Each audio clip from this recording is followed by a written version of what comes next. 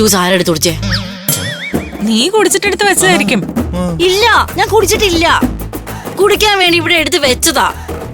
ഇത്രയും പേരോട് നിൽക്കുമ്പോഴേ ആർക്കിത് കുടിക്കാൻ ഇത്ര ആർത്തി?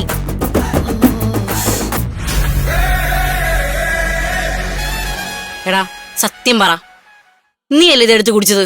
അയ്യോ ഞാനൊന്നുമല്ല. നീ അല്ലേ ഇത്രയും നേരം ഇവിടെ നിന്നത്? അതുകൊണ്ടെന്താ, ഞാൻ അവിടെ നിന്നോണ്ട് ഞാൻ തന്നെ കുടിക്കണമെന്നുണ്ടോ? നീ തന്നെയാ കുടിച്ചത്. എന്റെ സ്നാക്സ് എടുക്കുന്ന സ്വഭാവം നിനക്ക് പണ്ടേ ഉള്ളതാ. വെറുതെ എന്നെ കുറ്റം പറഞ്ഞോടല്ലോ. കുറ്റം പറയാ എന്താടാ? നീ അല്ലേ ഇത് എടുത്ത് കുടിച്ചത്? നീ എടുത്ത് നോക്കണ ഞാൻ കണ്ടതാണല്ലോ. എന്ന് ഞാൻ എടുത്ത് കുടിക്കണമെന്നുണ്ടോ? ഈ റൂമിലെ സാധനങ്ങൾ കട്ട് തിന്നുന്ന നീ ഒറ്റ ഒരുത്തനാ, വേറെ ആരുമല്ല. സ്വന്തമായിട്ട് തിന്നിട്ട് മറ്റുള്ളവരെ കുറ്റം പറയാണല്ലോ. അതെ, ഇപ്പൊ അനു ഇല്ലാത്തോണ്ടേ മേഘയ്ക്ക് എന്നെയാ കിട്ടിയിരിക്കുന്നത്. കട്ട് തിന്നു വീപക്കുറ്റി നിന്റെ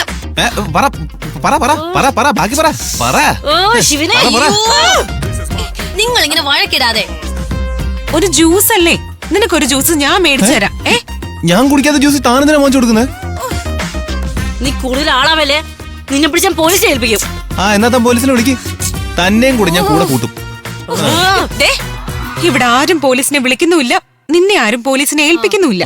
എന്റെ പൊന്നാരവേ, ഒന്ന് അവിടെ പോയിരിക്ക, ഒന്ന് ചെല്ല്. ഇനി നീ ജ്യൂസിന്റെ കാര്യം മിണ്ടി പോയേക്കല്ലേ. എന്നാൽ ഈ ജ്യൂസ് ആരെ കുടിച്ചത്?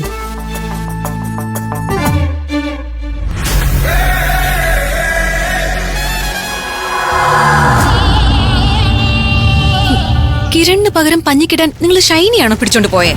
കൈ കിട്ടി ഒരുത്തിനങ്ങ് പൊക്കി. ഇപ്പൊ എന്റെ പിള്ളേരെ പോലീസും പൊക്കി. അപ്പൊ ഞങ്ങളുടെ പേര് പുറത്തു വരുമോ?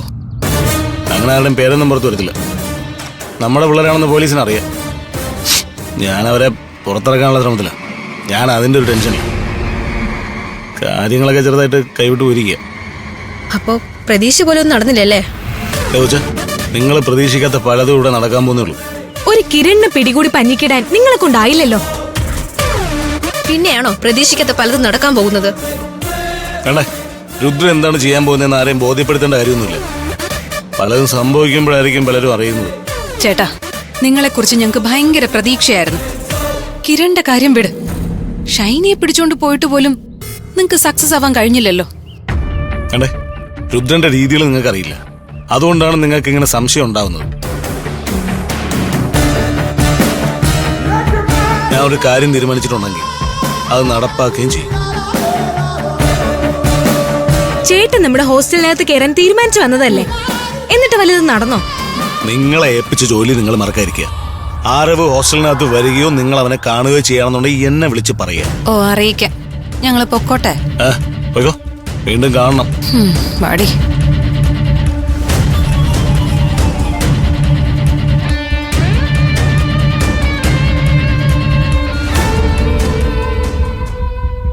ഇവന്മാരെ കൊണ്ട് ഒന്നിനും കൊള്ളിലടി. കിരണിനെ പഞ്ഞിക്കിടാൻ പറഞ്ഞപ്പോ പോലീസ് ഇവന്മാരെ പഞ്ഞിക്കിട്ടും. അപ്പോ ഇവന്മാരെ നമ്പേണ്ടതാണോ? നമ്പിയിട്ട് കാര്യമൊന്നുമില്ല. കിരണിനെ ശരിപ്പെടുത്താൻ നമ്മൾ തന്നെ എന്തെങ്കിലും വഴി നോക്കണം. അവൾ എന്നെ അടിച്ച അടിക്ക് പകരം ചോദിക്കാൻ കഴിഞ്ഞില്ലെങ്കിൽ ഞാൻ അലീന ഫെർണാണ്ടസ് ആണെന്ന് പറഞ്ഞിട്ട് ഒരു കാര്യമില്ല. ഇവന്മാരെ ഉപയോഗിച്ച് ആ കണക്ക് തീർക്കാന്നാ ഞാൻ കരുതിയ. ഇനി അത് പ്രതീക്ഷിക്കണ്ട. അടിക്ക് തിരിച്ചടി റോസ്മേരി ഹോസ്റ്റലിൽ തന്നെ കൊടുക്കേണ്ടി വരും. നിങ്ങൾ വാ.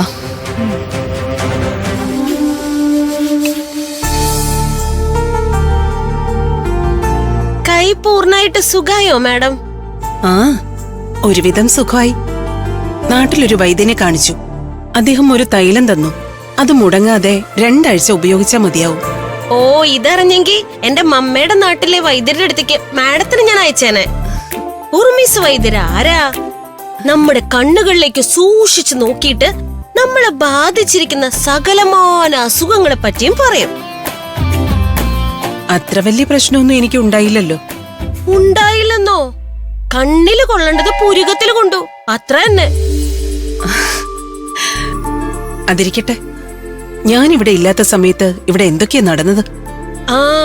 പുതിയ CCTV വെച്ചു, അതും അടിച്ചുപോയി. അത് ഞാൻ അറിഞ്ഞു. CCTVയുടെ ഉടമസ്ഥനെ രാത്രി മുഴുവൻ കണ്ണിൽ എണ്ണ ഒഴിച്ച് കാവൽ നിന്നിട്ടും ക്യാമറ അടിച്ചു പോയത് അതിശയം തന്നെയാ.